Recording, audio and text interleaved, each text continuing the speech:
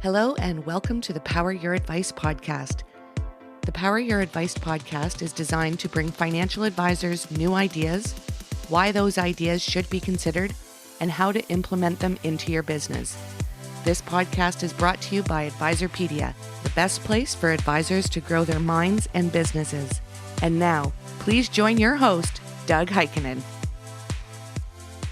Hello and welcome to the podcast. We've done over 100 podcasts for advisors talking about a myriad of topics, and we've never, not once, discussed cash. It's an interesting time to think about cash. There are record levels in banks earning next to nothing. The Fed indicates a rate hike is coming. So to understand what the options you have for your clients, we've called in an expert, Frank Bonnano, Managing Director and Head of Marketing at StoneCastle Cash Management. StoneCastle connects institutional investors and wealth managers with the $3 trillion community banking industry. Welcome, Frank. Thanks, Doug. Happy to be here. So let's start with who is StoneCastle and how does your business support the advisor community, which it has for the past decade? Yeah, it's pretty simple. On a micro level, we help advisors capture about 2/3 of their client cash that's being held away. When you think about it, advisors, high net worth investors have about 18% of their household asset in cash. And just the advisor only has control of about 6% of that. So we help them capture the remainder of that. But on a macro level, like you said, we connect institutions and advisors' clients, which are retail depositors, to the banking industry.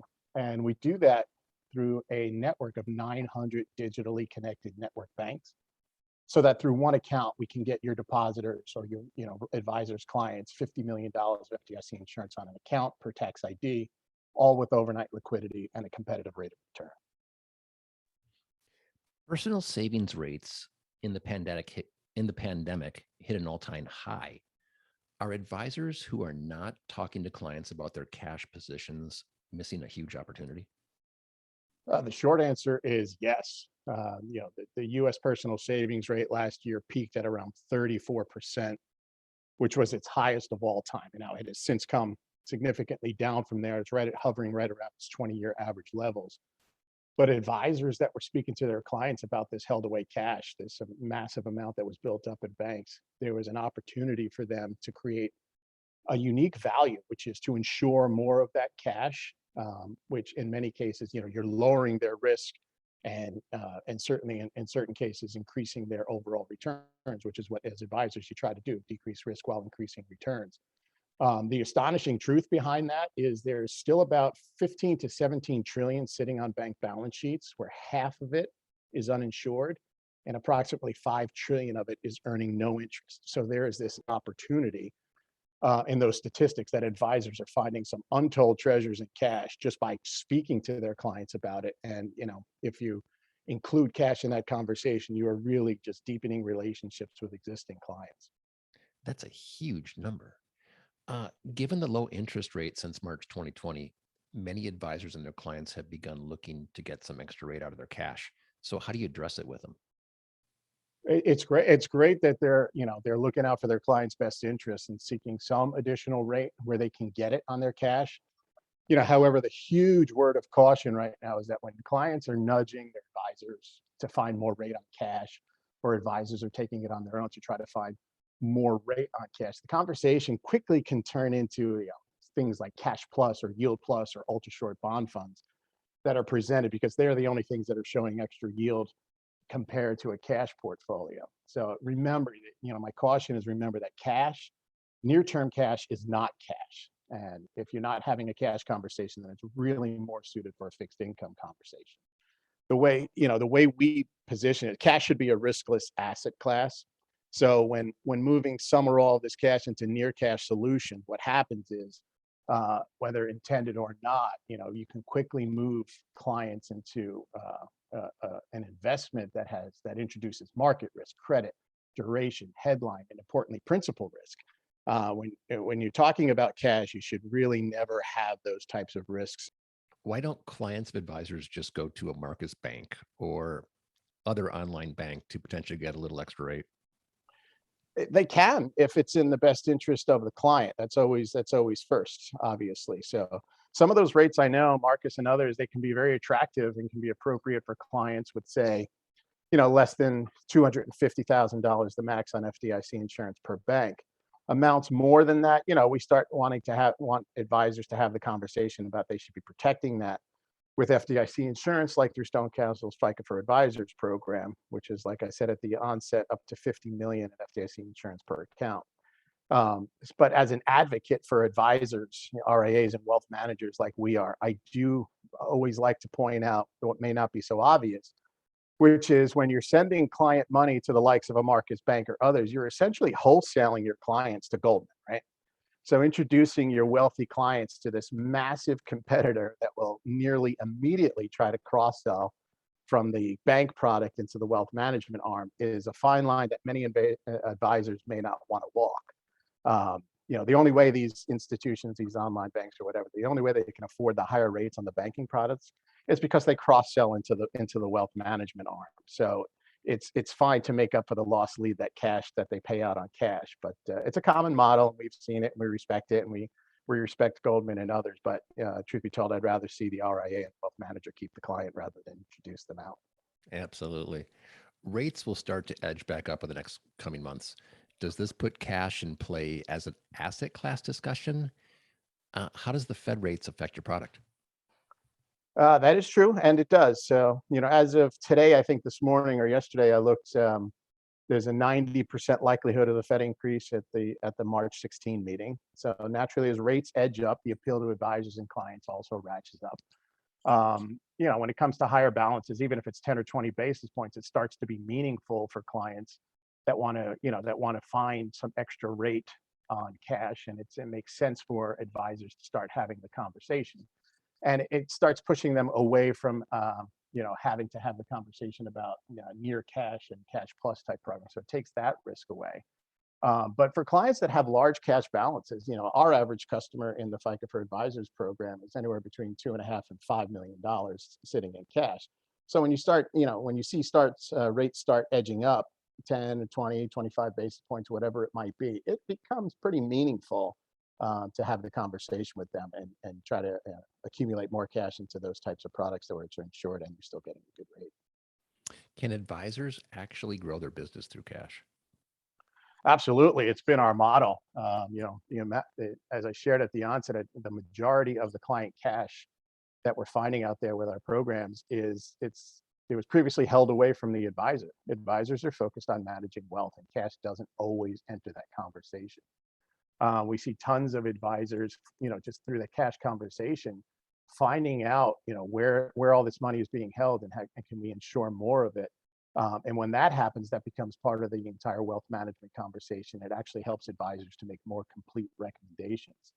But we're realists. We know that attracting held away cash in large part is a temporary thing. So, but when you look at a client with $2 to $5 million in cash in a program like FICA for Advisors, we know it's not going to stay in there, but we know that the advisor, once they attract that money in, we know that a portion of that is going to be brought into the overall wealth plan, which is helping them to grow their business. And it also helps to identify, certain clients that are also members of different organizations and nonprofits or what have you that they may be able to cross-sell into as well. What are the certain client segments that advisors should be looking at with regards to FICA for Advisors? Yeah, that's actually the perfect segue from what I was just talking about. So, the obvious is there's, high net worth and ultra high net worth clients is the most obvious. Those, particularly those that have had or anticipate having liquidity events. I'll describe a liquidity event as the selling of a business or real estate, or planning on receiving an inheritance or what have you. These are huge millions, multi-million dollar transactions, and to get it fully safe or insured, you'd want to look for a program where you can keep it safe with FDIC insurance. The goal is for advisors to present these solutions before this money closes, and to make sure that, before it hits the bank. Most clients would say, oh no, I'm going to close on that business and I'll keep it at the bank, then I'll decide what to do with it. We're trying to give advisors a tool to get that money before it goes to the bank, so they can be actively part of the conversation. particularly for their high net worth clients. Other client segments are, clients that also own businesses. They have business accounts. They have needs for their cash. They want to protect more of their cash, their operating cash, if you will. And we've also had great success with advisors. These high net worth clients, they typically are involved in or sit on nonprofits or part of a homeowners association or other philanthropic organizations. These types of organizations, nonprofits, what have you, they have investment policy mandates that when it comes to cash, it needs to be either FDIC insured or collateralized with US Treasuries, the latter of which is a little expensive and can be a little cumbersome. So we've had huge success in finding, advisors with clients just by having that conversation with them, finding out that they do sit on boards and they do have needs for their cash. And it's a perfect way to expand the relationship into these organizations that are often cash heavy. And it helps to bring in additional clients and service the your good clients that you have on account. Many advisors are reluctant to get paid on cash, but many do as well. So walk us through that part of it. Why should an advisor feel comfortable taking a sell down? Great question. We get it all the time, and we're agnostic to whether or not an advisor wants to get paid on cash, take a sell down, or however they want to work it. Truthfully, we don't care how they do it.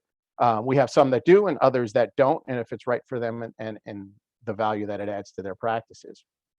For those that do, I think that it becomes a little bit more germane now that rates are poised to rise in the coming months. The reason I say that is you consider an example. Say the cash product is 25 basis points or 20 basis points.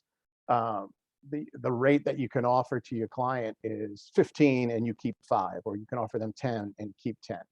It's up to the advisor how they want to do that. But the fact of the matter is, when you think about it, for say even a $2 million cash account, which is very, very common for our programs, a depositor would have to maintain 8 banking relationships just to insure that money, right? So there's 250,000 insured at each bank. You need 8 banks to insure up to the 2 million. That's 8 monthly statements, 8 annual 1099s, 8 times the amount of solicitation that they'll receive compared to one consolidated account. So the amount of effort that a client or a customer has to go through to maintain that amount of FDIC insurance is a lot. So the value that an advisor brings to that relationship and just being able to insure that much money and give them the peace of mind for that, that's worth something to us, And if it's worth something in the mind of the advisor, then it's perfectly acceptable to take the sell down to it, or earn something on that. But if think about it, if it's a $10 million account, which is also very common, how many bank relationships they would have. So you get the picture. The higher the balances, the more effort that you're relieving from your client. No, I was just going to bring up your impact product. I know that StoneCastle has an impact product that helps gets deposits to local communities and underserved counties in the country. I think this is super. So tell us more about that. Yeah, we do have that. Thanks for bringing it up. It's called FICA Impact. So it's nearly identical to our FICA for Advisors program in that it provides high levels of FDIC insurance. It's overnight liquid and has a competitive rate. The difference is, out of those, I mentioned earlier, we have about 900 network banks in the program. Out of those banks, we use only a subset of those banks for the FICA Impact program, which means the only banks and institutions that get money, that get deposits from the FICA Impact product are institutions that are minority depository institutions, low-income designated credit unions, community development financial institutions, and community banks with Community Reinvestment Act ratings of 1 or 2, which are the highest 2 ratings that they can get, which means their majority of their deposits are going to be reinvested in the local communities. And other community banks and credit unions that operate in the most underserved counties across the U.S. that have the highest concentration of minority-owned businesses, and that's as per the U.S. Census data.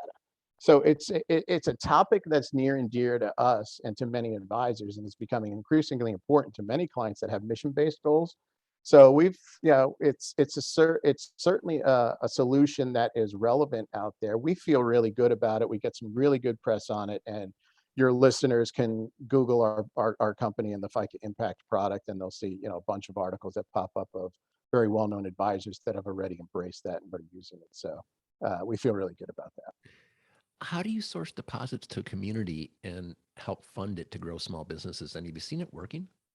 Yeah, I mean, that's our model in our deposit programs. We love that the focus of our FICA programs is community banks. So basically, for those who don't know us, we're a market maker in deposits. We sell deposits that are sourced from institutions and your listeners' clients. And we sell them to community banks. That's our role. We take the deposits that get sourced in, and we have to find a home for them, right? So we like to source those deposits to community banks. Community banks, in underserved areas now have access to these deposits that we source for them that honestly it would be extraordinarily difficult or impossible for them to source on their own. So these deposits that we are enabled to get onto their balance sheets is the powder that is used to fund local loans and keep that money in the community. And that money that funds in the community, it funds the creation of new small businesses or expands existing ones, helps to create more jobs when they expand. It helps individuals fund home ownership, and when you have all those coming together, that naturally increases local tax bases and helps to fund local social programs. So it's a really great, rewarding type of cause and effect. It seems to me like cash might be the best kept secret in the industry.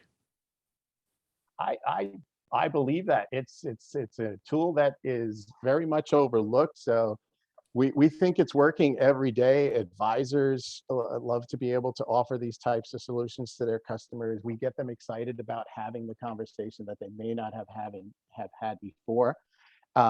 Cash is the only asset class that every single customer out there isn't that they have. There's always cash in a relationship, and advisors that aren't talking about it are missing or can be missing a huge opportunity. And we like to think we've come up with a solution with high levels of FDIC insurance, overnight liquidity, and a competitive rate with an impact option that really covers the gamut of what they would need to offer to their customers. So we're excited that the RIA community has embraced it so well over the past several years.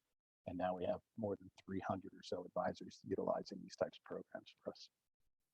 Frank, this has been great. Thanks so much for being with us today. How can people get in touch with you if they want to learn more? It's very simple. I'll direct everybody to www.advisor.cash. We love cash so much, we made it part of the URL. So it's advisor.cash. All the information is there, and ways to contact us is on that site. Super. Thanks so much. Thanks, Doug. Appreciate it. Please follow us for all the latest updates on Twitter, LinkedIn, and Facebook, all at Advisorpedia. For everybody at Advisorpedia, our producer, Jakey Beard, and the Power Your Advice podcast team, this is Doug Heikkinen.